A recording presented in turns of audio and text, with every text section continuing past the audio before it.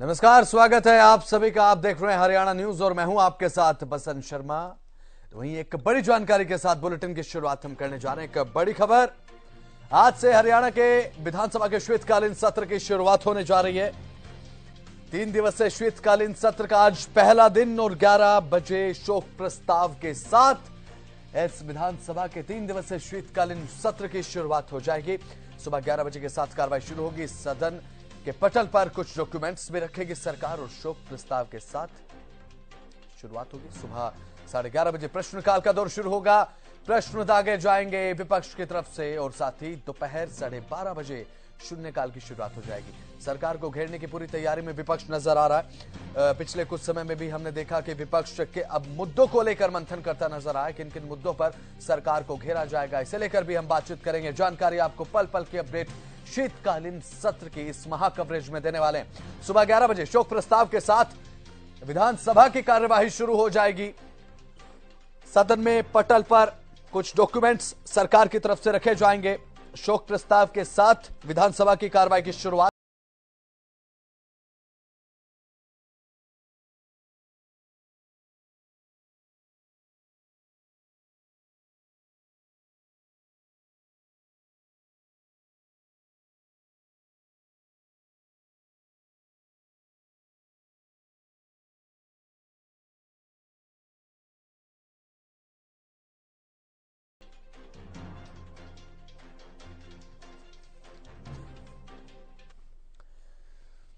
तो इसी के साथ एक और बड़ी जानकारी, विधानसभा सत्र से पहले सत्ता पक्ष के विधायकों की बैठक। कुछ ही देर में विधानसभा सचिवालय में यह मीटिंग होगी। सरकार समर्थित निर्दलीय विधायक भी इसमें मौजूद रहने वाले हैं। विपक्ष की रणनीति पर काउंटर करने के लिए ये चर्चा रहेगी। विपक्ष के सवालों का करारा जवाब किस तरीके से देना है, इसे लेकर तैयारी इसमें गढ़ी जाएगी और पूरा ताना बाना इसमें बुना जाएगा। किस तरीके से विपक्ष के तीखे सवाल रूपी तीरों का जवाब सत्ता पक्ष देगा। निर्दलीय विधायक जो सरकार समर्थित हैं वो इसमें शामिल रहने वाले हैं। विधानसभा सत्र से पहले सत्ता पक्ष के विधायकों की अहम बैठक कुछ ही देर में शुरू होने जा रही है, क्योंकि 11 बजे से शीतकालीन सत्र की शुरुआत और ठीक पहले विधायकों की बैठक, सत्ता पक्ष के विधायकों की बैठक है। सरकार समर्थित निर्दलीय विधायक भी मौजूद रहेंगे और किस तरीके से विपक्ष की रणनीति का सामना करेगा सत्ता पक्ष, इसे लेकर चर्चा होगी। किस तरीके से विपक्ष के तीखे प्रश्न रूपी तीरों का जवाब सत्ता पक्ष देगा, इसे लेकर चर्चा होगी। संसद में कौन कौन से मुद्दे आज गुंजयमान होंगे? कानून व्यवस्था, किसानों के मुद्दे, बेरोजगारी, मुआवजा, किसानों के लिए नौकरी और साथ ही खराब सड़कें, उसके बाद जहरीली शराब, साथ ही वायु प्रदूषण और साथ ही सरकारी स्कूलों में व्यवस्थाओं का अभाव। ये वो मुद्दे हैं जो विपक्ष की तरफ से आज एक प्रश्न के रूप में गढ़ दिए गए हैं। ताना बाना बुन दिया गया है। सरकार की घेराबंदी की तैयारी इन मुद्दों के साथ विपक्ष ने कर ली है और अब ये मुद्दे आज विधानसभा में गुंजयमान होंगे, गूंजते दिखाई देंगे। विपक्ष की तरफ से सवाल दागे जाएंगे और सरकार किस तरीके से इन सवालों के जवाब मुखरता के साथ देगी, उसे लेकर मीटिंग कुछ ही देर में विधायकों के साथ रणनीति सरकार भी बनाएगी। रणनीति विपक्ष बनाकर पूरी तरीके से तैयार है। कौन कौन से मुद्दे वो दिखा रहे हैं आपको। कौन कौन से सत्र में नए बिल रहने वाले हैं? मृत शरीर सम्मान विधेयक ये पेश होगा। मंदिरों के लिए कानून बनेगा। जिन क्षेत्रों में 20% से कम हिंदू हैं उनमें मंदिरों की देखरेख करेगी सरकार। प्राइवेट कॉलेजों की मनमानी पर रोक लगेगी। हुक्का बार पर नियमों में कड़ा संज्ञान जो है वो लिया गया। उसके बाद कड़े नियम भी बनाए गए। मृत शरीर सम्मान विधेयक, ये जो विधेयक है वो आज पेश किया जाएगा। पास करवाने का पूरा प्रयास रहेगा और साथ ही प्राइवेट कॉलेजों की मनमानी पर रोक, हुक्का बार पर नियमों को कड़ा करने की तैयारी है सरकार की। शीतकालीन सत्र ज्वलंत मुद्दे जो प्रदेश के हैं वो आपको बता दें। जहरीली शराब कांड, छात्राओं की सुरक्षा, बेरोजगारी, महंगाई, कानून व्यवस्था, किसानों की समस्याएं, आशा वर्कर्स की मांगें, जिन्हें लेकर पिछले कुछ समय में प्रदर्शन भी देखने को मिला है। जहरीली शराब कांड, कथित विज विवाद, छात्राओं की सुरक्षा, अवैध कॉलोनियां, प्राइवेट जॉब्स में रिजर्वेशन मसला, आशा वर्कर्स की मांगे भी पेंडिंग पड़ी हैं, इसे भी एक ज्वलंत मुद्दे के रूप में विपक्ष पेश करेगा। और ये तमाम वो ज्वलंत मुद्दे आप अपनी टीवी स्क्रीन पर देख रहे हैं सिलसिलेवार तरीके से, जो आज विपक्ष उठाएगा। और सड़क पर शव रखकर प्रदर्शन नहीं कर सकेंगे। मृत शरीर सम्मान विधेयक जो है उसे लेकर क्या प्रावधान रहेगा वो आपको बता रहे हैं। बकाया बिल के लिए शव अब नहीं रख सकेंगे अस्पताल। इसका मतलब यह है कि अगर निजी अस्पताल में किसी की मौत हो जाती है तो बिल अगर पेंडिंग भी होगा तो आपको शव वापस देना होगा परिजनों को। मंदिरों की देखरेख अब सरकार करेगी। जिन क्षेत्रों में 20% से कम आबादी के हिंदू रहते हैं उन क्षेत्रों में अब सरकार कानून बनाने जा रही है। मंदिरों की देखरेख सरकार की तरफ से की जाएगी।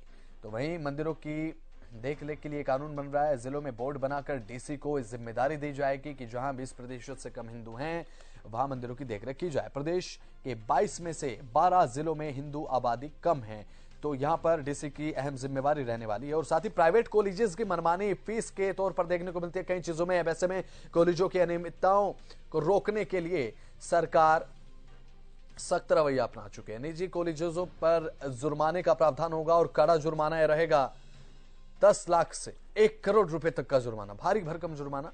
तो प्राइवेट कॉलेजेस भी सतर्क हो जाए। सुबह 11 बजे शोक प्रस्ताव के साथ शुरुआत, जैसा कि जानकारी हमने दिया आपको। 11:30 बजे प्रश्नकाल शुरू।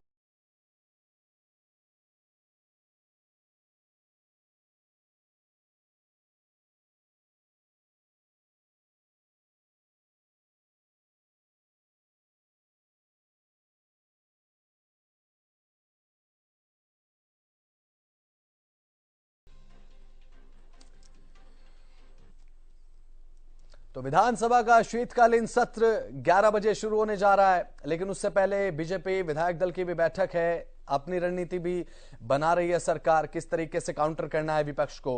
अब ऐसे में चर्चा जरूरी हो जाती है। प्रदेश के क्या अहम मुद्दे हैं उन पर चर्चा बेहद जरूरी। चर्चा हम करेंगे। इस चर्चा में हमारे साथ शामिल हो रहे हैं कांग्रेस प्रवक्ता बजरंग दास गर्ग, रजत पंजेटा प्रवक्ता इनेलो, निवान शर्मा प्रवक्ता आम आदमी पार्टी। तीनों का बहुत बहुत स्वागत हरियाणा न्यूज पर। सबसे पहले कांग्रेस प्रवक्ता हमारे साथ जुड़े हुए हैं बजरंग दास गर्ग जी। बजरंग जी, विधानसभा का शीतकालीन सत्र 11 बजे कार्रवाई शुरू हो जाएगी सदन की। कौन कौन से ज्वलंत मुद्दों के साथ तैयारी के साथ उतर रहे हैं सर आप? बसंत जी, प्रदेश की जनता आज लगातार अनेकों समस्याओं से जूझ रही है। यहाँ तक कि अनेकों ऐसे मुद्दे हैं, हमने तो घेरने की सरकार की कोई बात नहीं है। हमने जनता की समस्या विधानसभा में उठानी है ताकि जनता को कुछ विधानसभा के माध्यम से राहत मिल सके। ठीक है। सबसे मोटी बात है बेरोजगारी की बात है। जहरीली शराब कांड लगातार हरियाणा के अंदर हो रहा है और खुलेआम जहरीली शराब बनकर बिक रही है। सोनीपत में कांड हुआ, पानीपत में कांड हुआ, जगह जगह यमुनानगर कांड हुआ, जगह जगह जहरीली शराब के कारण लोग मरे हैं और सरकार जहरीली शराब कांड को रोकने में विफल हुई है। यहाँ तक कि ये वो निकम्मी सरकार है जिस सरकार के अंदर कोरोना के समय में जनता मर रही थी और पुलिस कस्टडी के अंदर करोड़ों रुपए की शराब सरकार के चहेते बेच देते हैं, मगर अभी तक मुख्य आरोपी गिरफ्तार नहीं हुए। 2 साल से ज्यादा हो गए। FIR दर्ज है, SIT गठन कर दी। SIT का यही नहीं पता क्या कार्रवाई चल रही है, क्या कार्रवाई हो रही है। सिर्फ SIT के नाम पर सरकार अपने चहेतों को बचाने में लगी हुई है। बेरोजगारी का मुद्दा है, किसानों का मुद्दा है, फसल खराब का जो है उसका मुआवजे का मुद्दा है। ठीक है बजरंग दास गर्ग जी, लौटूंगा आपके पास। सबसे पहले सीधा लिए चलते हैं हमारे संवाददाता रवि कालीरमन के पास। ज्ञानचंद गुप्ता के साथ मौजूद हैं, विधानसभा स्पीकर हैं। Ravi Kaliraman, over to you. की थी जो हमारे सभी सुरक्षा कर्मचारी हैं, अधिकारी हैं, उन सबको हमने सचेत किया है। विशेष तौर पर जो 7 पॉइंट्स हैं जो पंजाब विधानसभा के साथ लगते हुए हैं, जहां से पंजाब विधानसभा के सदस्यों की या स्टाफ की एंट्री हो सकती है, वहां पर हमने विशेष जो अधिकारियों की नियुक्ति की है। इसके अलावा जो हमारी विजिटर गैलरी है वहां भी थोड़ी सुरक्षा मजबूत करने के लिए 4 और जो कर्मचारी हैं, सुरक्षा कर्मचारी, उनको डिप्यूट किया गया है। और उसके अलावा वहाँ पर जो CCTV कैमरे हैं वो हमने रात ही लगवा दिए हैं ताकि कोई इस प्रकार की घटना अगर होती है तो वो कैमरे में कैद हो सके उसके जानकारी मिल सके। तो मैं समझता हूं कि सुरक्षा को लेकर के प्रॉपर इंतजाम किए हैं, लेकिन अब परमानेंट इंतजाम जो जिसे विजिटर गैलरी हमारे सदन के साथ ही लगती है, वो हम अगले आने वाले सत्र से पहले कि किस प्रकार से इसके ऊपर परमानेंट जो रोक लगाई जा सकती है उसके ऊपर हम कार्य करेंगे। एक 0 आवर को लेकर भी काफी चर्चा हो रही है सर। 0 आवर में 3 मिनट से 4 मिनट का समय प्रत्येक विधायक को दिया जाएगा, इस प्रकार का कोई फैसला आज लिया गया? हाँ, देखिए, कल leader of the position Chaudhary Bhupendra Singh Hooda ji ने एक प्रस्ताव बिजनेस एडवाइजरी कमेटी करके अंदर लेकर के आए थे, लेकिन क्योंकि ये निर्णय 3 मिनट का सदन ने किया था, अगर कोई परिवर्तन होता है तो वो हम सदन के अंदर ही करेंगे, जो भी परिवर्तन होगा। कहीं ना कहीं विपक्ष लगातार ये आरोप लगाता है कि तमाम तरह के वो प्रस्ताव लगाते हैं, वो प्रस्ताव सदन में लाए नहीं जा सकते या रिजेक्ट उनको कर दिया जाता है, इस प्रकार की बात करते हैं। क्या कहना है सर इस पर? देखिए, मेरा इस बारे में विशेष तौर पर सभी माननीय सदस्यों से आग्रह है कि सदन की समयावधि को देखते हुए कितने प्रस्ताव पूरे दिन के अंदर आ सकते हैं। 3 दिन के अंदर 3 प्रस्ताव आने वाले हैं। अगर आप 54 प्रस्ताव लेकर के आएंगे तो वो तो 54 लग नहीं सकते। कानून जो हमारे नियम कानून है उसके मुताबिक ज़्यादा से ज़्यादा 2 प्रस्ताव एक दिन के अंदर आ सकते हैं, यानी 6, तो 4800 रिजेक्ट होंगे ही होंगे। या जो एक ही तरह के सबके प्रस्ताव हैं उनको हम क्लब कर सकते हैं। उन क्लबिंग के अंदर भी एक प्रोविज़न है कि ज़्यादा से ज़्यादा 5 जो माननीय सदस्य हैं उनको बोलने का अवसर, अपनी बात रखने का अवसर दिया जाता है। तो हम सारी कार्रवाई जो है नियम के मुताबिक ही करने वाले हैं। और मेरा विशेष आग्रह है कि एक ही व्यक्ति, एक ही माननीय सदस्य अगर 14 प्रस्ताव भेजेगा तो बाकी प्रस्ताव कैसे? और फिर कई जो हैं सिर्फ प्रस्ताव भेजने के लिए, जो हर बार प्रस्ताव वो हैं वही प्रस्ताव हर सेशन के अंदर आता है, तो मैं समझता हूँ कि उचित नहीं है। जो कोई भी घटना पिछले सेशन से लेकर के आज तक अगले सेशन तक आई है उसके बारे में जरूर हमें चर्चा करनी चाहिए। एक अंतिम सवाल रहेगा सर, जहरीली शराब को लेकर काम रोको प्रस्ताव दिया गया था, उसको लेकर क्या कुछ? देखिए, वो हम सदन में जरूर चर्चा करेंगे, उसके ऊपर हम निर्णय करेंगे। शुक्रिया सर, बातचीत करने के लिए। थे विधानसभा अध्यक्ष ज्ञानचंद गुप्ता साहब, और जिनकी तरफ से तमाम जो बातें हैं वो बताई गई है, किस तरह से इस बार सेशन की जो कार्यवाही है वो रहने वाली है। कैमरामैन दिनेश के साथ मैं रवि कालीरमन, हरियाणा न्यूज, चंडीगढ़। तो शीतकालीन सत्र में नए बिल कौन कौन से होंगे उन पर एक बार नजर अगर डाल ले तो हुक्काबार पर नियमों में कड़ा अब संज्ञान जो सरकार की तरफ से लिया गया, उसके बाद कड़े नियम भी सरकार बनाने जा रही है। तो चर्चा हम कर रहे थे, तो हमारे मेहमान लगातार हमारे साथ बने हुए हैं। मेहमानों की तरफ चलेंगे। बजरंग दास गर्ग जी अपनी बात रख रहे थे। बजरंग जी बने हुए हैं अपने साथ। तो बजरंग जी बात आप रख रहे थे, बात पूरी कीजिएगा। विधानसभा के अंदर अनेकों मुद्दे हैं। हाँ, आवाज मिल पा रही है बजरंग जी आपको? बिल्कुल बिल्कुल, बहुत अच्छी आवाज आ रही बसंत जी आपकी। हाँ, मैं यही बताना चाहता हूँ, आपके चैनल के ऊपर स्पीकर ज्ञानचंद जी ने स्पष्ट बात करी कि 3 दिन का सत्र चलेगा और 3 दिन के सत्र के अंदर हर एक व्यक्ति को हम बोलने का मौका नहीं दे सकते। पूरे एजेंडे उसके अंदर हम ऐड नहीं कर सकते। मैं कहता हूँ 3 दिन क्यों, इसकी अवधि बढ़ाई जाए, समय बढ़ाया जाए। 90 विधायक है, 90 विधायक की अपनी अपनी समस्या है। जनता ने उनको चुना है। जब जनता का चुना हुआ विधायक अपनी बात विधानसभा में नहीं रख पाएगा तो समस्या का समाधान कैसा होगा? जब वो अपने हल्के में जाएगा, जो जनता उसे पूछेगी कि विधानसभा में आपने हमारी कोई बात रखी नहीं, ना विकास का मुद्दा आपने रखा, ना सड़कें का मुद्दा रखा, ना सरकारी स्कूलों का मुद्दा रखा, ना अपने हॉस्पिटल का मुद्दा रखा, तो जनता उससे जवाब मांगेगी तो विधायक क्या जवाब देगा? तो मेरी विधानसभा के जो स्पीकर ज्ञानचंद जी से अपील है, हमेशा टाइम बढ़ाया रखना चाहिए। क्या कोई तनख्वाह देनी है? कोई दिक्कत है? 3 दिन की जगह अगर 7 दिन विधानसभा सेशन चल जाए और हर विधायक अपनी समस्या थोड़ी थोड़ी रख ले तो उसमें क्या दिक्कत है?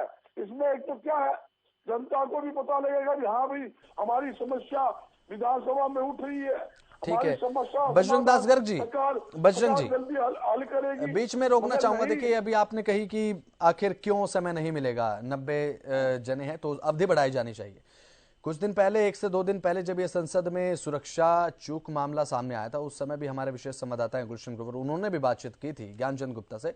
तो वो ये कहते नजर आए, उन्होंने एक सर्वे, उनका आकलन है, उन्होंने एक डाटा तैयार कराया है कि विधानसभा में जब कांग्रेस का कार्यकाल था 10 साल के भीतर केवल एक बार शीतकालीन सत्र हुआ, उससे कई गुना ज्यादा भारतीय जनता पार्टी की जब से सरकार बनी है सत्र बुलाए गए, चर्चा ज्यादा हुई है आपके कार्यकाल से।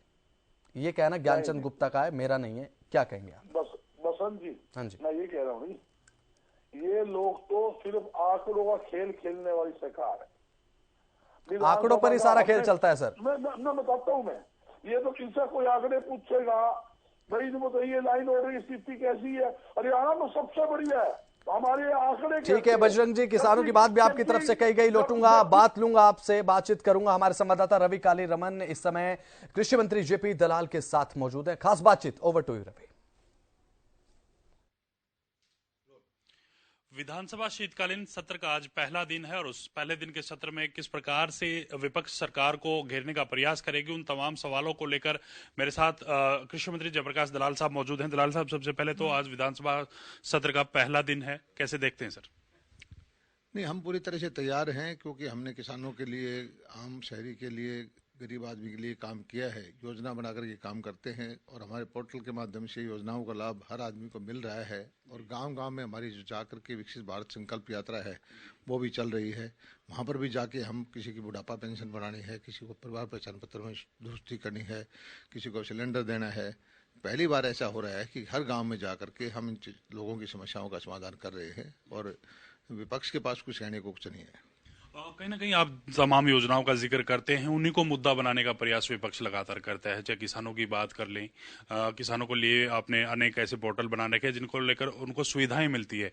पोर्टल को लेकर सवाल खड़े करते हैं भूपेंद्र सिंह हुड्डा, इसके साथ साथ बेरोजगारी को लेकर कहीं ना कहीं सवाल खड़े करते हैं। अनेक ऐसे मुद्दे हैं जिनको लेकर सवाल खड़े किए जाते हैं। सर, ये पोर्टल की वजह से ही है कि जो किसान के खाते में सीधा पैसा जाता है, किसान की फसल का 72 घंटे में हम पैसा दे देते हैं, बीमा की राशि उसके खाते में सीधी जाती है, खराबे की राशि उसके सीधे खाते में जाती है। जो मेरा पानी मेरा विरासत, DSR या बाजरा भावांतर, हर तरह की योजनाओं का सीधा लाभ किसानों के खाते में जाता है।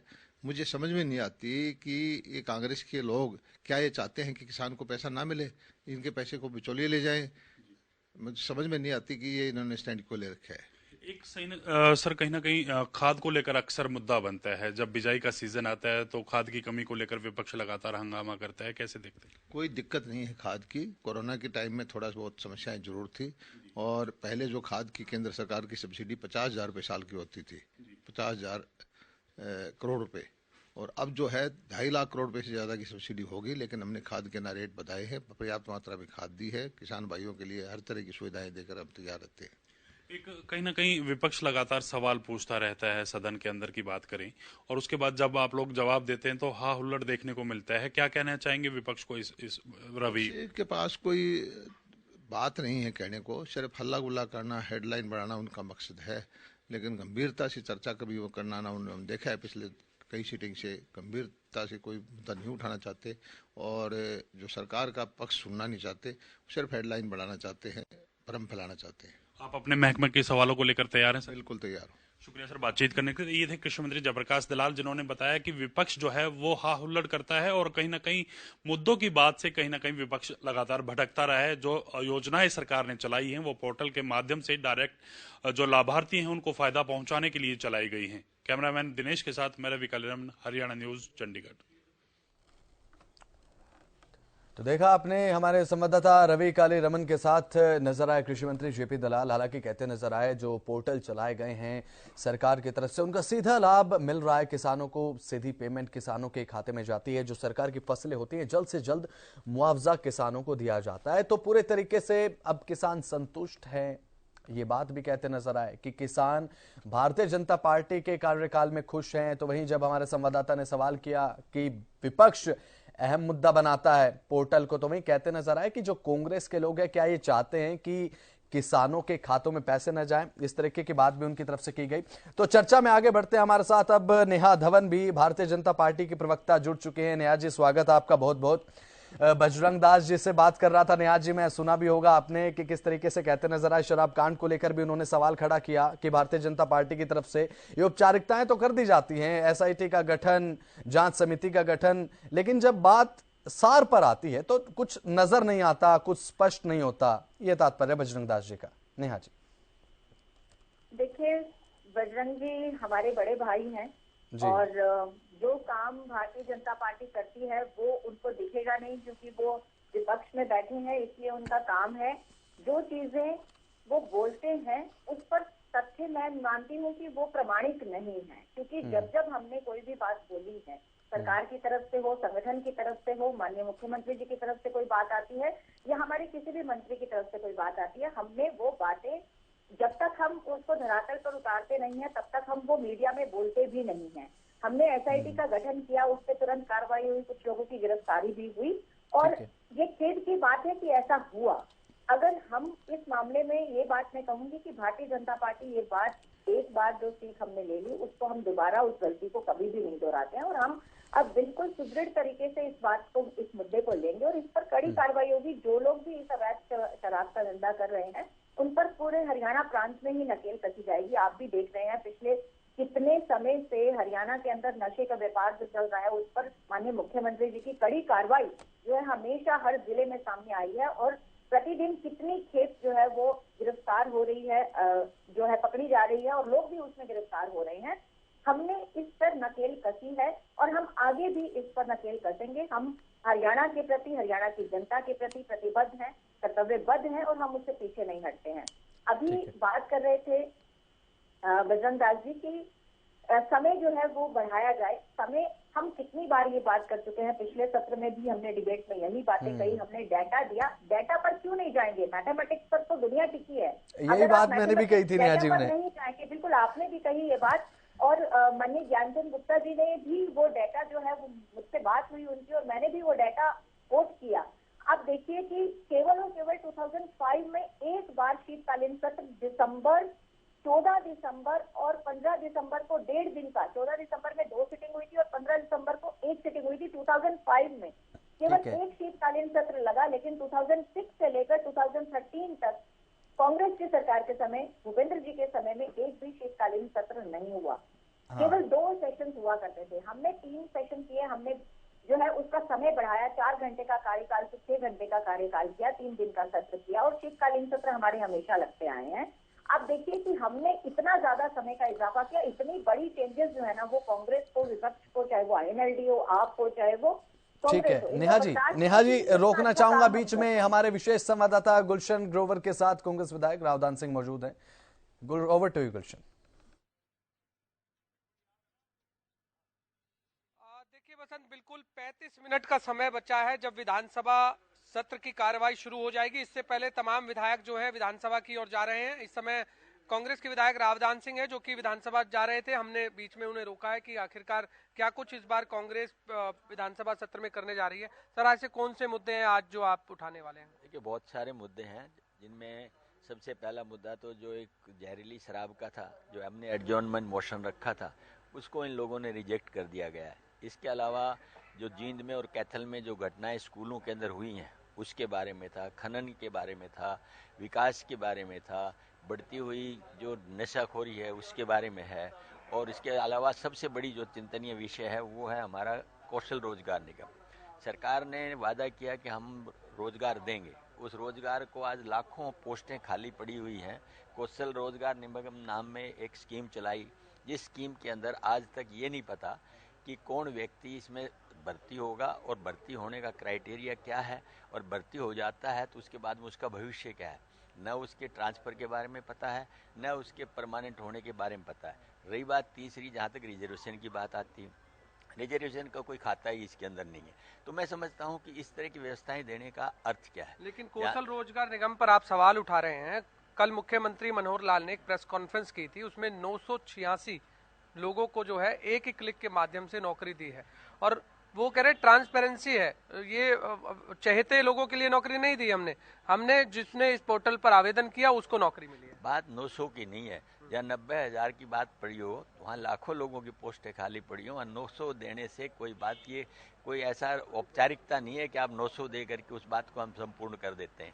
इसके पीछे ये है कि आने वाले समय में ट्रांसफर की नीति क्या रहेगी, इन लोगों के परमानेंट होने की व्यवस्था क्या रहेगी, इसके अंदर रिजर्वेशन किसको मिलेगी, इसके सिलेक्शन का क्राइटेरिया क्या है, वो सारी बातें देखने की बातें हैं। और सरकार ने जो वादा किया था कि हम रोजगार देंगे, तो रोजगार बढ़ाने की बात कहाँ है? जब लाखों लोग, इसे आप रोजगार नहीं मानते जो 986? मैं नहीं समझता हूँ, जब तक भविष्य नहीं है पूरा, जब यही नहीं पता कि उसको परमानेंट होगा या नहीं होगा। मैं एक क्लास रिजर्वेशन की बात करता है कोई, तो उसके अंदर ये नहीं बताते उसको शामिल किया जाएगा या नहीं जाएगा, उसको तबादला कहाँ अपॉइंटमेंट दी गई, उसके बाद उसकी तबादला होगा या नहीं होगा। तो अनसर्टेनिटी जहाँ पर होती है उसमें संतुष्टि कैसे हो सकती? विधायक जी, कल मुख्यमंत्री ये कह रहे थे कि कांग्रेस के पास कोई मुद्दे तो है नहीं और बेवजह की बातें जो है सदन में उठाते हैं, और अगर उनके पास मुद्दे होंगे तो सत्ता पक्ष उनके जवाब देने के लिए तैयार रहेंगे, लेकिन मुद्दे होते नहीं है, केवल वो वहां पर हल्ला गुल्ला करते। नहीं, मुद्दे हैं ही नहीं। जो सरकार जिससे हम मांगते हैं उन बातों का जवाब दे नहीं पाते। आज डॉक्टर्स की कमी है, उसके लिए नहीं कुछ कर पा रहे, टीचर्स की कमी है, उसके लिए कुछ नहीं कर पा रहे। जहाँ तक रोजगार देने की बात आती है, जो लाखों पोस्टें खाली पड़ी हुई हैं उनको भर्ती नहीं कर पा रहे, भर्ती करते हैं तो एग्जाम में पेपर लीक हो जाते हैं। मेरा कहने का मेरा मकसद ये है कि सरकार की कथनी और करनी में बहुत बड़ा अंतर है और उसी का खामियाजा आज प्रदेश की जनता भुगत रही है। हम खनन की बात करते हैं तो इलीगल माफियाज खनन के अंदर काम करते हैं। जहाँ तक रही बात नशे की बात, सरकार को चाहिए कि सख्त से सख्त कदम उठाए। पंजाब की जो छाया है वो हरियाणा तक बढ़ती हुई जा रही है। आने वाले भविष्य के अंदर हमारे बेरोजगारों का भविष्य खत्म धूमिल होता है। जो जहरीली शराब के मुद्दे की आपने बात करी, उस पर काम रोको प्रस्ताव कांग्रेस की तरफ से दिया गया था, लेकिन उसे ध्यान आकर्षण में तब्दील किया गया। कैसा देखते हैं इसे? क्या काम रोको प्रस्ताव ही काम रोको प्रस्ताव ही होना चाहिए था, ताकि उसकी तसल्ली से उसके ऊपर बातचीत की जा सकती। सरकार ने उसको डायल्यूट करके उसको कॉलटीन सनमोशन के अंदर दे दिया है। तो अपने क्षेत्र के क्या मुद्दे इस बार आप सदन में रखने वाले हैं? मेरे क्षेत्र के मुद्दे ये हैं कि मेरे यहाँ सबसे वर्स्ट कंडीशन रोडों की है। जहाँ तक रोडों की बात आती है, मैं समझता हूँ कि इतनी वर्स्ट कंडीशन शायद किसी क्षेत्र में होगी। और रहा सवाल ये कि एक पार्क हमने डेवलप किया था जो 14 एकड़ के अंदर है, उसके 8 महीने से जो माली वहाँ पर काम कर रहे थे उनकी तनख्वाह नहीं दी गई है। जो पानी लगाने के लिए ट्यूबवेल चलता था उसका बिल नहीं दिया गया है, वो अव्यवस्था में होकर के बंद हो गया। लगे हुए पेड़ और घास सूखते हुए जा रहे हैं और परिस्थितियाँ हैं, जो फुहारे थे वो भी इनऑपरेटिव हो चुके हैं। हालात जो है ना, रोडों की भी, पार्क की भी और सफाई की भी, सब तरह से एक तरह से नाजुक परिस्थिति। इस बार शून्यकाल में 4 मिनट का समय आप लोगों को दिया गया है बोलने का। पहले उठाऊंगा, चारों विषय उठाऊंगा इसके अंदर, जिसमें सारी बातें जो मैंने आपको बताई है मेरे तरह से एक तरह से बड़ी अत्यंत मतलब महत्वपूर्ण चीजें हैं, सारी चीजें मैं उठाऊंगा। आप मानते हैं पहले 3 मिनट मिलते थे, अब 4 मिनट मिलेंगे आपको? इतना देखिए, अच्छी बात तो ये है, चलो 3 से 4 कर दिए, लेकिन मैं समझता हूँ एक विधायक के लिए 4 मिनट भी कोई मायने नहीं रखता। उसको उचित समय मिलना चाहिए अपने क्षेत्र की सब बातें कहने के लिए। 4 मिनट के अंदर आप कितनी बातें कह पाएंगे? बीजेपी कह रही है जितना हमने शीतकालीन सत्र में विपक्ष को मौका दिया है बोलने का, उतना तो कांग्रेस के 10 साल के शासनकाल में भी उन्होंने नहीं दिया। इनके विधायक ही 2-3 होते थे, तो उनको कितना टाइम दे देते हैं हम? वो तो विधायक को एक अपनी संख्या के आधार पर विधानसभा में समय दिया जाता है। तो जब 2-3 विधायक होंगे, 2-3 के हिसाब से मिलेगा। आज हम 30-31 विधायक कांग्रेस के हैं, तो हमारे हिसाब से मिलना चाहिए ना। हम कुछ इस बार अलग भी कांग्रेस कुछ करेगी, क्योंकि पहले हम देखते थे जब विधानसभा में जाने से पहले कुछ। वो अभी हमारे CLP लीडर भूपेंद्र सिंह हुड्डा जी तय करेंगे कि अगली रणनीति में क्या होगा। तो फिलहाल आप 11 बजे पहुंचेंगे, किसके साथ आप निकलेंगे? अभी जा रहे हैं हम यहाँ से। अभी तो मैं अकेला ही हूँ, बाकी मेरे साथी चले गए हैं। आपका धन्यवाद जो आप देखिए। बिल्कुल आपने सुना बसंत की कांग्रेस के विधायक रावदान सिंह, जो कि अब विधानसभा के लिए निकल रहे हैं और अनेकों मुद्दे जो है इस बार कांग्रेस विधानसभा में उठाने वाली है। चाहे वो जहरीली शराब का मुद्दा हो, चाहे वो अवैध खनन का मुद्दा हो, चाहे वो शिक्षा से जुड़े मुद्दे हो, चाहे फसलों के मुआवजे का मुद्दा हो, अनेकों मुद्दों की बात जो है रावदान सिंह ने कही है। और ऐसे में 11 बजे सत्र की कार्रवाई शुरू हो जाएगी और शाम 6 बजे तक जो है आज पहला दिन का सत्र चलने वाला है। जी बिल्कुल, बहुत बहुत शुक्रिया गुलशन। और रावदान सिंह के साथ खास बातचीत की हमारे खास संवाददाता गुलशन ग्रोवर ने। विशेष संवाददाता गुलशन ग्रोवर बातचीत जब कर रहे थे, रावदान सिंह भी कहते नजर आए कि डॉक्टर्स की कमी है प्रदेश में, रोजगार को लेकर सरकार को निशाने पर लिया है, टीचर्स की कमी है, रोजगार बीजेपी नहीं दे रही, ये बात कहते नजर आए। और साथ ही अब चर्चा जो हम कर रहे थे उसे आगे बढ़ाते हैं। तो नेहा धवन अपनी बात रख रही थी, भारतीय जनता पार्टी की प्रवक्ता हमारे साथ लगातार जुड़ी हुई। नेहा धवन जी, ओवर टू यू। बसंत जी देखिए, अभी राजदान सिंह जी को भी हमने सुना, हमारे माननीय बड़े विधायक हैं। मैं एक बात कहना चाहूंगी कि देखिए, एक सुर में पूरी कांग्रेस जो है वो बात कर रही है। ऐसा बिल्कुल भी नहीं है कि रोजगार हमने नहीं दिया। आंकड़े जब बोलते हैं तब इनका ध्यान कहाँ होता है। हमने 1.5 लाख के आसपास जो है वो सरकारी नौकरियां दी अपने कार्यकाल में, जबकि कांग्रेस के समय में 10 साल के कार्यकाल में 75,000 नौकरियां मिली। ठीक है। हाँ, 1999 से 2005 तक जो कांग्रेस के समय में HSSC में केवल 11,808 सरकारी नौकरियां दी गई थी और HPSC में 3,317 नौकरियां दी गई थी, जबकि 2005 से लेकर 2014 से लेकर 2023 तक जो है हमने 96,934 सरकारी नौकरियां दी हैं HSSC में, और HPSC में हमने 4,060 लगभग नौकरियां दी हैं। 4,059। तो आप देखिए कितना अंतर है, कहाँ तो 11,808 नौकरियां मिली और कहाँ 86,067 नौकरियां मिली। इतना अंतर होने के बावजूद भी आप कह रहे हैं कि हम रोजगार के बारे में नहीं सोच रहे हैं। कल भी माननीय मुख्यमंत्री जी ने 986 नौकरियां दी हैं, एक क्लिक पर दी हैं। इस बात से इनको आपत्ति हो जाती है क्योंकि हमने ट्रांसपेरेंट सरकार लाई है। इनको सिर्फ इस तरह के वाक्यों से प्रॉब्लम है, काम से प्रॉब्लम नहीं है। इनको पता है कि काम भारतीय जनता पार्टी ने इनसे ज्यादा किया है।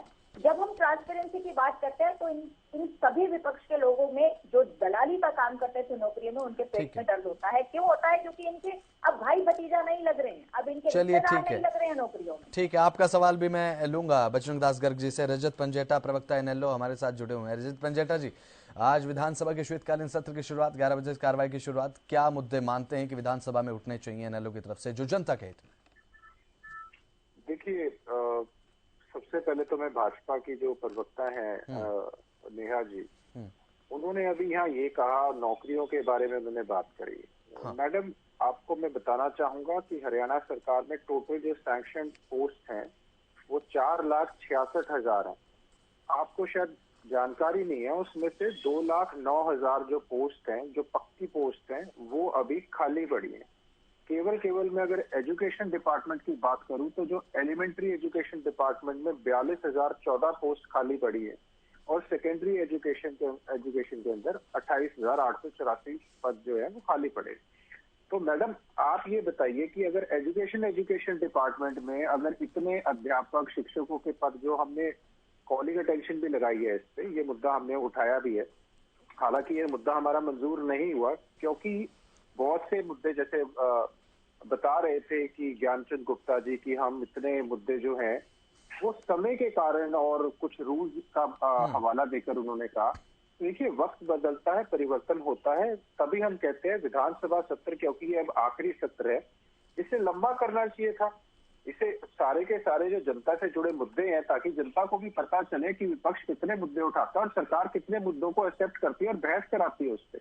हमने ये मुद्दा पुरजोर तरीके से उठाया और निरंतर उठाते रहे हैं कि शिक्षा का स्तर क्यों गिर रहा है। उसके बाद हमने एक बहुत महत्वपूर्ण मुद्दा उठाया किसानों से संबंधित, वो था फसल बीमा योजना के बारे में। हिसार में 72 गांव, क्योंकि वहां पे पिछले साल की खरीफ फसल का जो बीमा कंपनियों का 147 करोड़ का क्लेम जो है वो पेंडिंग पड़ा है। वो धरना भी दिया 42 गांव के किसानों ने, और जो धरना दिया उस धरने में एक किसान भाई की मौत भी हो गई और लगभग 30,847 एकड़ का जो हेक्टेयर का बीमा किया गया था और उसका जो है वो अभी पेंडिंग है। उसके बाद हमने ये जो अब मैं बता रहा हूँ, ये हमारा जो है वो एडमिट हुआ है। उसके बाद हमने नगर निगम और प्रॉपर्टी आईडी में खामियों के बारे में उठाया। बेरोजगारी के बारे में मैं अभी बात करके हटाऊं, पद बता दिए, और पूरे देश में हरियाणा नंबर 1 पे है बेरोजगारी में। हमने एसवाइल का मुद्दा उठाया। हमने किसानों की खाद, यूरिया, डीएपी समय पे ना मिलने का मुद्दा उठाया। हमने एक नॉन ऑफिशियल रेजोल्यूशन भी दिया, और जो हमने पिछली बार भी दिया था और हर बार उठाते हैं, वो है किसानों के ऊपर जो कर्ज है, किसानों को कर्ज मुक्त किया जाए। उसके बाद जो तारांकित प्रश्न है उसमें हमने ये फसल बीमा और जो क्लेम पेंडिंग है उसमें भी उठाया इसको, और जो अवैध खनन का मुद्दा है उसको हमने उठाने का काम किया। ठीक है। उसके बाद जो हमारी बच्चियां हैं, बहनें हैं, उनके साथ जो स्कूलों में यौन शोषण, उत्पीड़न का मुद्दा है वो भी हमने उठाने का काम किया। उसके बाद जो गवर्नमेंट के अंदर जो बोर्ड कॉरपोरेशन डिपार्टमेंट्स में जो कितने आपने करप्शन के केसेस किए हैं, हमने उसका भी ब्यौरा मांगा। उसके बाद महिला खिलाड़ी, और आप थोड़ा समय दीजिए मेरे को, मैं खत्म नहीं कर रहा हूँ। उसके बाद हमने जो करप्शन के बाद हमने महिला खिलाड़ियों और कोच के साथ जो यौन शोषण उत्पीड़न हुआ उसका मुद्दा उठाया। हमने पीने के पानी का जो सैंपल है, जो कई जगहों पे बहुत खराब पीने का पानी आ रहा है, हमने सरकार से पूछा उसका सैंपल आपने कहाँ कहाँ लिया, कहाँ कहाँ करा दिया, उसकी क्या रिपोर्ट है। उसके बाद हमने भर्तियों का मुद्दा उठाया कि गवर्नमेंट जॉब में आपने ज्यादा जो भर्तियां करी हैं, क्योंकि ये 2,09,000 जो हैं ये पक्की भर्तियां, ये नहीं भर रही गई, ये भर रहे हैं कौशल रोजगार की 1 साल की अस्थायी। हमने स्थायी के बारे में पूछा, हमने पेपर लीक के बारे में पूछा, कितने पेपर लीक। पंजेटा जी, आपके सवाल का जवाब भी मैं लूंगा नेहा धवन जी से। हमारे साथ निवांश शर्मा भी आम आदमी पार्टी के प्रवक्ता जुड़े हुए हैं, काफी समय से इंतजार भी कर रहे हैं। माफी चाहूंगा निवांश शर्मा जी, चर्चा में अब आपका नंबर आया है, क्योंकि देखिए लगातार चर्चा हम कर रहे हैं, कभी किसी विधायक के साथ बात होती है, कभी किसी विधायक के साथ। तो निवांश जी, आज किस तरीके से देखते हैं इस विधानसभा सत्र को? आप विपक्ष अपने मुद्दों के साथ पूरे तरीके से तैयार है, कौन कौन से आप मुद्दे मानते हैं विधानसभा में आज उठने चाहिए जो जनता के हित में और जिससे जनता को फायदा हो विधानसभा की इस कार्रवाई से? निवांश जी। बिल्कुल, बहुत बहुत धन्यवाद। और सर, जब जनता के मुद्दों की बात हो तो चाहे कितना भी वेट करना पड़े, हम करने को तैयार है ताकि हम मुद्दे उठा सके, तो उसमें कोई बात नहीं है। और जहां तक देखिए आज सत्र की बात है, आज बहुत महत्वपूर्ण दिन है हरियाणा के लिए, क्योंकि जनता की बनाई हुई सरकार को आज जनता के कटघरे में खड़े होकर जवाब देना है। बिल्कुल, जनता पूछ रही है और जनता चाहती है कि सरकार अपने 9 साल के काम जो है वो बताए कि क्या क्या काम है। लेकिन सरकार की जो नीयत है वो स्टार्टिंग से ही आप देखिए कि सरकार की नीयत नहीं दिख रही है कि वो पूरे इलैबोरेट करके 9 साल के कामों को बताए और जनता के सवाल ले। समय बहुत कम है शीतकालीन सत्र का, और देखिए इनसे अगर हम ये सवाल करेंगे तो उसका कोई फायदा भी नहीं है, क्योंकि इनका एक स्टैंडर्ड आंसर है, वो ये है कि कांग्रेस ने नहीं किया, पुरानी सरकारों ने नहीं किया, हम तो उनसे ज्यादा कर रहे हैं। तो मतलब जब इनका कंपैरिजन ही जो है वो फेल्ड गवर्नमेंट से है और ऐसी गवर्नमेंट से है जो अपने टाइम पे नहीं। आपसे कि मुद्दे कौन कौन से आपको लगते हैं कि आज विधानसभा में उठने चाहिए? मेरा तो सवाल ही आपसे। मुद्दे जनता के मुद्दे हैं। हाँ। और क्योंकि आज से हमारी यात्रा भी बदलाव यात्रा शुरू हो रही है, हम एक एक घर में जा रहे हैं और जनता के मुद्दे हम कलेक्ट कर रहे हैं। और अभी इन्होंने कहा कि हमने वैसे तो 10 मुद्दे हमारे जो मेजरली हम कवर कर रहे हैं, लेकिन मैं अभी कुछ जो इन्होंने बोला उसके ऊपर उनको थोड़ी क्लैरिटी देना चाहता हूँ। इन्होंने अभी बोला कि हमने 1.5 लाख नौकरियां दी जो कांग्रेस से इतनी ज्यादा है, लेकिन ये नहीं इन्होंने बताया कि अभी भी 2 लाख जो है नौकरियां पद खाली पड़े हैं। और अगर आप पंजाब से कंपेयर करेंगे तो हम 1.5 साल में 37,500 से ज्यादा नौकरियां दे चुके हैं और 5,000 और नौकरियों का नोटिफिकेशन निकाल चुके हैं। अगर इन्हें कंपैरिजन करना है तो बेस्ट से करें, फेल्ड गवर्नमेंट से कंपैरिजन करेंगे तो हमेशा फ्लाइंग कलर से पास अपने आप को करते रहेंगे। इन्होंने बोला पोर्टल मेरी फसल मेरा ब्यौरा जो पोर्टल है, इन्होंने बोला हम डायरेक्ट किसानों के खाते में भेजते हैं, लेकिन उसके अंदर सबसे बड़ा फ्रॉड हुआ है कि किसानों तक इनका भेजा हुआ मुआवजा या डिफरेंस पहुंचता ही नहीं है, रॉन्ग रजिस्ट्रेशन है उसके अंदर। आज की एक न्यूज है कि 1,41,000 ने मांगा था मुआवजा, लेकिन सिर्फ 34,511 किसानों को मिला मुआवजा। ये रियलिटी है। उसके बाद इन्होंने बोला अभी कि हमने खाद उपलब्ध कराई, लेकिन ये इन्होंने नहीं बताया कि कैसे खाद की लाइन में झगड़े हो रहे हैं और कैसे एक बुजुर्ग की मृत्यु हो गई लाइन में खड़े हुए। ऐसे करके हम जनता के बीच में लगातार मुद्दे ले जा रहे हैं। हमारे मेजर जो मुद्दे हैं जो हम जनता के बीच में रख रहे हैं वो एक तो भ्रष्टाचार जो सीएजी की डॉक्यूमेंटेड रिपोर्ट है, नशा जो एनसीआरबी का डॉक्यूमेंटेड डेटा है, बेरोजगारी जो क्लियर आंकड़े हैं कि किस तरह से सरकार पूरी तरह से विफल रही है रोजगार देने में, महंगाई, किसान विरोधी नीति, अपराध, धर्म व जाति की राजनीति, खराब स्वास्थ्य व्यवस्था, बदहाल शिक्षा व्यवस्था और महिला व व्यापारी विरोधी नीति। ये हमारे क्लियर मुद्दे हैं। हम जनता के बीच में जा रहे हैं आज बदलाव यात्रा के माध्यम से, और ये चाहे शीतकालीन सत्र को छोटा करने की कोशिश करें, चाहे सवालों से भागने की कोशिश करें, लेकिन जनता इनको भागने नहीं देगी सवालों से। सवाल का जवाब देने के लिए ही आज सभी विधानसभा में भी हैं। सत्ता पक्ष से अगर बात करें तो निवांश शर्मा, देखने की बात होगी कि किस तरीके से मुखरता के साथ सरकार जो है वो काउंटर करती है विपक्ष का। नेहा धवन जी, देखिए बातचीत की हमने, इनेलो के प्रवक्ता हमारे साथ रजत पंजेटा जी हैं, उनसे बातचीत की अभी फिलहाल, सुना भी होगा आपने इससे पहले बजरंग दास गर्ग जी की बात का जवाब दिया था नेहा धवन जी की हर स्तर पर कांग्रेस से ज्यादा नौकरियां हमने दी हैं। रजत पंजेटा जी ने आंकड़े भी रखे कि अभी भी लाखों पोस्ट खाली पड़ी हैं जिन पर कोई भी अभी फिलहाल तैनात नहीं है, रोजगार उन पर नहीं दिया गया।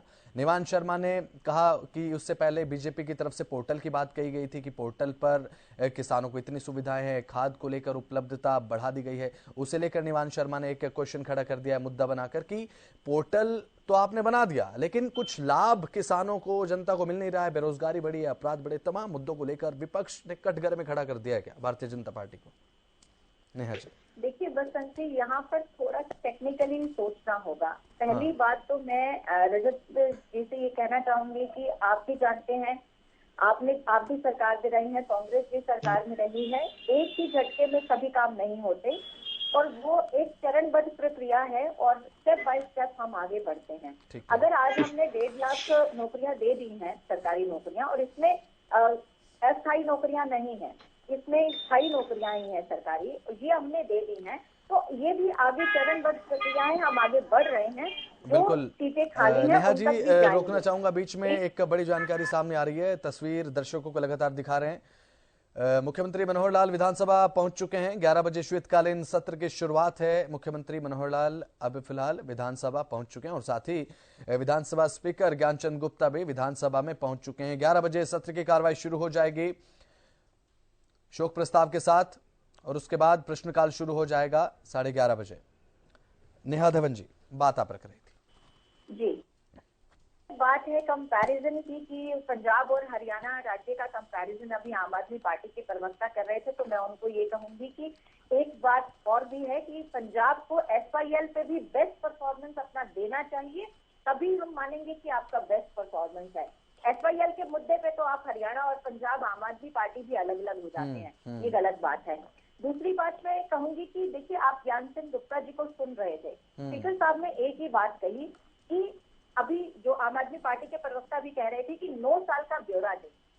सत्र हर बार लगते हैं, साल में 3 बार लगते हैं, ये शीतकालीन सत्र है। पिछले सत्र से इस सत्र के दौरान जो काम हुए सरकार के, उन कामों का ब्यौरा रखा जाता है, ना कि पिछले 9 साल का ब्यौरा रखा जाएगा। हर बार हर विधायक अगर पुराने सवाल लेकर आ जाएगा, वो भी जायज नहीं है। आप भी समझ सकते हैं, ये टेक्निकल बात है। अगर आप 8 साल पुरानी बात को लेकर आ रहे हैं और वही मुद्दा दोबारा डिस्कस हो रहा है, जिसका जवाब पहले सत्र में दिया जा चुका है, उसी मुद्दे को दोबारा लेकर आएंगे, ये दिस इज रॉन्ग प्रोसेस। तो इसलिए इन बातों का ख्याल रखना बहुत जरूरी है। यहाँ मैं आपको एक बात बताना चाहूंगी कि कई बार विपक्ष जो है बहुत पुराने मुद्दे लेकर आ जाता है और उसी को घसीटता रहता है। जैसे कि आप भी पिछले दिनों देख रहे होंगे, हर डिबेट में, चाहे वो आईएनएलडी के प्रवक्ता हो, चाहे वो कांग्रेस के प्रवक्ता हो, एक बात कह रहे थे कि लगभग जो है वो 1000 के आसपास ऐसे स्कूल हैं जिनमें टॉयलेट की सुविधा नहीं है।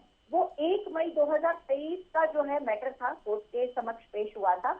हमें जब वो रिसीव हुआ हरियाणा गवर्नमेंट को, हमें पता चला, हमने उस खामी को तुरंत दूर किया।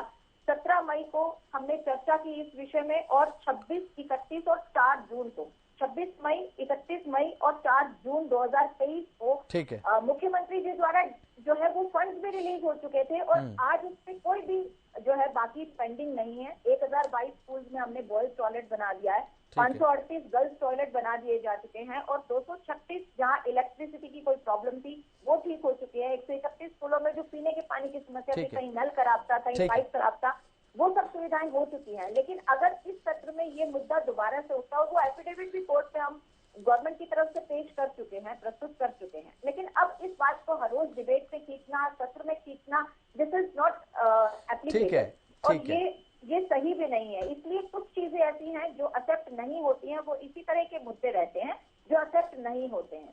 समय की जहां तक बात है जो बार बार हो रही है, हमारा कंपैरिजन कांग्रेस से नहीं है। समय को लेकर एक प्रोटोकॉल चला आ रहा है। अगर जब से हरियाणा राज्य का गठन हुआ है 1966 से लेकर, तब से अब तक अगर वो 4 घंटे का समय था और 3 मिनट का जो है वो शून्यकाल के दौरान विधायकों को बोलने का मौका दिया जाता था, अगर हम आज इतने सालों बाद 2023 में अगर कोई बदलाव कर रहा है, समय बढ़ा रहा है, तो वो भारतीय जनता पार्टी की सरकार है। ये पहले ये विषय क्यों नहीं उठे, ये पहली बातें क्यों नहीं उठी, आज ही क्यों याद आ रहा है? क्योंकि कुछ और मुद्दे नहीं है, कहीं और टांग नहीं खींच सकते, तो केवल जो बचा है उस विषय में खींच। चलिए ठीक है, इसी को लेकर जवाब ले लेता हूं मैं कांग्रेस प्रवक्ता बजरंग दास गर्ग जी।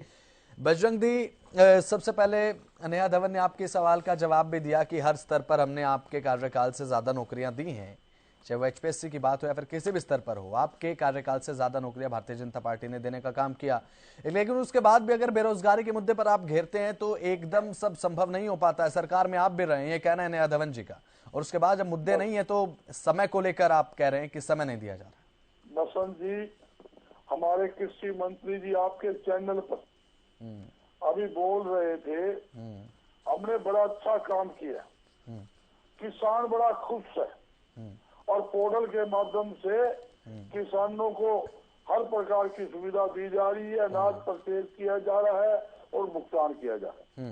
मैं यही बताना चाहता हूँ, अगर किसान खुश है, किसान की फसल खरीदी जा रही है, उसकी भुगतान सही समय पर हो रहा है, तो किसान हरियाणा में धरने पे क्यों बैठे हैं, धरना प्रदर्शन क्यों कर रहे हैं? ये सिर्फ जुमले की सरकार है।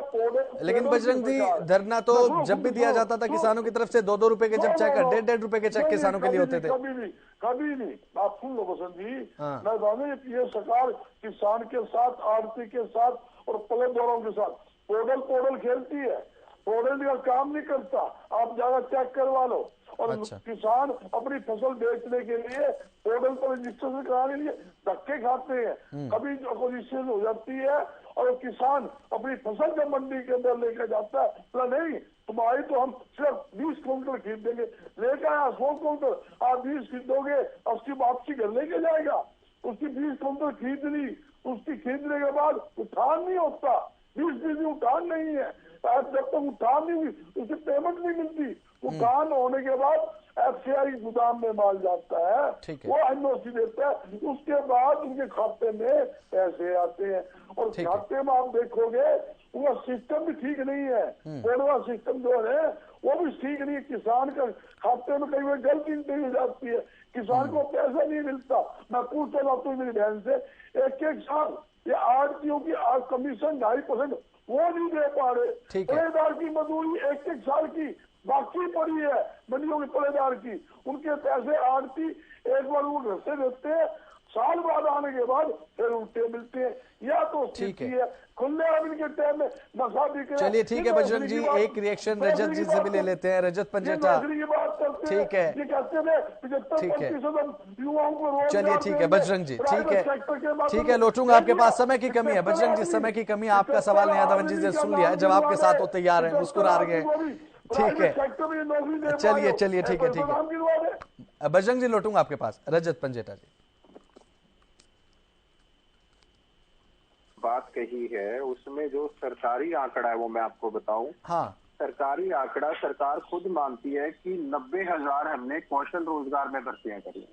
ठीक है। और उसके बाद नेहा जी से ये पूछिए कि आप अगर 10 साल पहले का कंपैरिजन कर रहे हैं तो हर साल जो लाखों बच्चे पढ़े लिखे बेरोजगार जो एडअप हो रहे हैं, जो अब पढ़ के बच्चे निकल रहे हैं, आप उसको कैसे कंपेयर कर सकते हो? हर साल हरियाणा की जनसंख्या बढ़ रही है, लाखों बच्चे पास आउट हो रहे हैं, और आप कह रहे हो कि हमने उस समय आपने कितनी दी थी, हम इस समय। मैडम थोड़े आप समझिए परिस्थितियां क्या है। हरियाणा में ऐसे ही आंकड़े नहीं आए, ये भयावह स्थिति है कि हरियाणा बेरोजगारी में देश में लगातार नंबर 1 है। और ये पढ़े लिखे बच्चे हैं जिनको ये सरकार जो है रोजगार मुहैया कराने में असफल रही है। आप और छोड़िए लाखों बच्चे, आप तो मैं जो आपको बात कही है वो तो पक्की पोस्ट है, वो स्थायी पोस्ट है जो 2,09,000 का आंकड़ा मैंने आपको दिया है। टोटल 4,66,000 तो सैंक्शनड पोस्ट है हरियाणा सरकार के अंदर, उसमें से मैंने आपको बताया कि 2,09,000 खाली पड़ी है।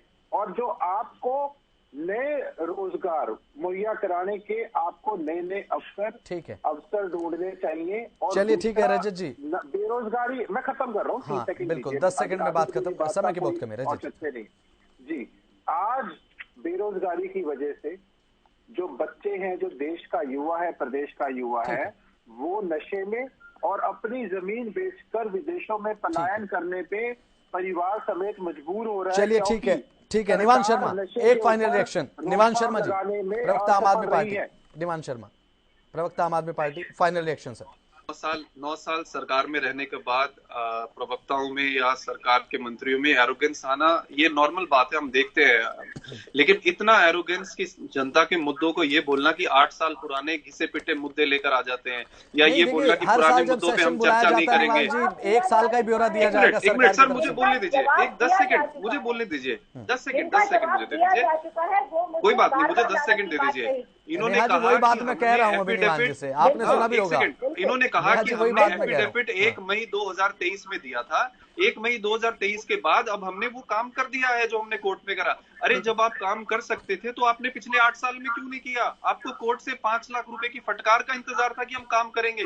इसका मतलब ये लोग काम कर सकते थे लेकिन इनकी नीयत नहीं थी काम करने की। 8 साल से उन स्कूल्स में टॉयलेट्स नहीं थे, 8 साल से उन स्कूल में बिजली नहीं थी। कोर्ट की फटकार के बाद इन्होंने 3 महीने में सारा काम कर दिया। ये टोटली एक्सपोज करता है इनकी नीयत को, और ये काम करने में विफल रहे हैं। गवर्नमेंट और जनता ये चीज समझ रही है। बिल्कुल एक सीधा सा जवाब है बसंत जी मेरा आम आदमी पार्टी के प्रवक्ता के लिए कि अगर ऐसी बात आम आदमी पार्टी की सरकार दिल्ली में फॉलो कर रही है तो क्यों इनकी एजुकेशन मिनिस्टर जो है दिल्ली की, वो स्कूल्स में औचक निरीक्षण पे जाती है और वहां पर 4 जो है शिक्षक एब्सेंट होते हैं और उनकी रजिस्टर में एंट्री लगती है। क्योंकि मैडम 15 साल से आप एमसीडी में थे, वहाँ आप 15 साल से एमसीडी में थे। एमसीडी अब आई है हमारे पास, आप अपनी नॉलेज करिए पहले, अपनी काम आप अपने आप को अपडेट करिए। शिक्षा मंत्री जी एमसीडी के स्कूल्स में जा रही है जहां 15 साल से आप थे।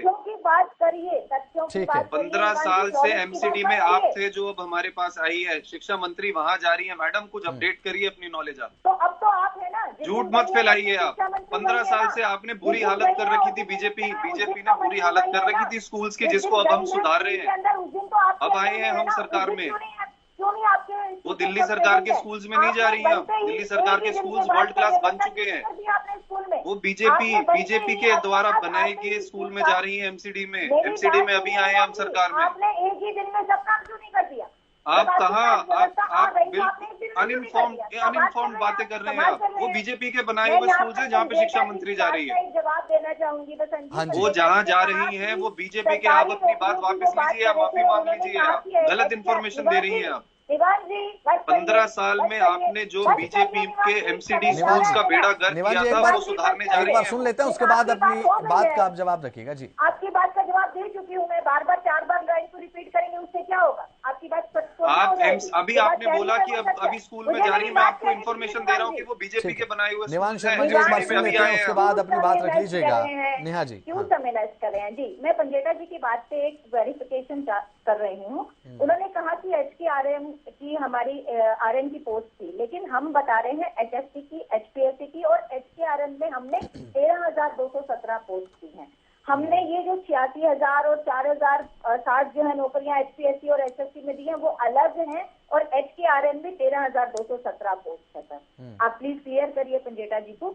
और दूसरी बात मैं ये बात कहना चाहूंगी कि देखिए, हमने हमेशा ये कोशिश की है कि हम अपने सरकार में बैठे हुए विधायकों को भी समय दें, और हमने कभी ये भी हमने निष्पक्षता रखी है। चाहे वो सरकार के कामों में भी उनको कोई इश्यूज आते हैं, कोई समस्या आती है, हमने उनको भी सत्र में बोलने का मौका दिया। हमारे तो सरकार में बैठे विधायक भी अपनी अपनी समस्याएं मंत्रियों के सामने रख देते हैं, उस विभाग की समस्या रख देती हैं। हाँ। जब हम इतने निष्पक्ष काम कर रहे हैं, हम अपने सरकार में बैठे विधायकों को जगह देते हैं बोलने की, तो हम विपक्ष को क्यों नहीं देंगे? हम समस्या से कभी नहीं भागे, क्योंकि हम इस बात को फॉलो करते हैं कि समस्या जब तक सामने नहीं आएगी तब तक उसका हल नहीं निकलेगा। अगर समस्या हमारे सामने आई और उसका तुरंत हल निकलता है, माननीय मुख्यमंत्री जी मनोहर लाल जी ने कभी इस बात में डिले नहीं किया। जैसी कोई समस्या हमसे, देखिए आप भी जानते हैं, इट इज ह्यूमन एरर, कुछ चूक हो भी सकती है, कुछ रह भी सकता है। जैसे कि ये 1,000 स्कूलों का, लगभग 1,200 स्कूलों का मैटर रह गया था।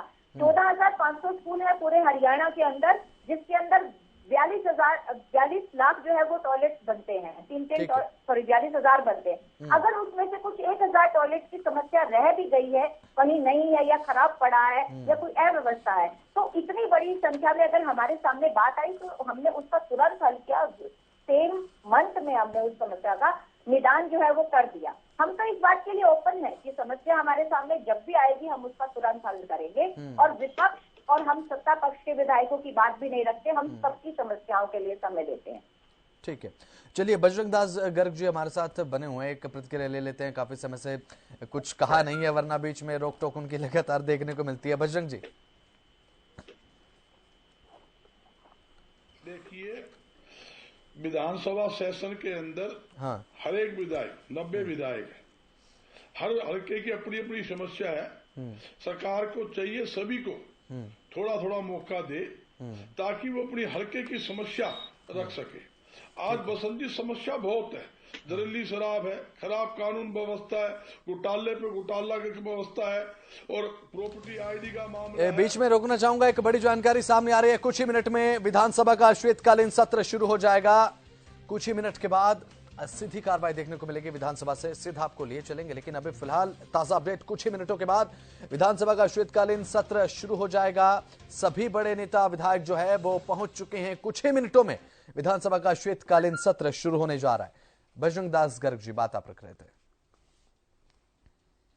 बसंत जी, अपने सरकारी जितने स्कूल है उन स्कूलों की व्यवस्था बिल्कुल खराब पड़ी, वो भी मुद्दा है।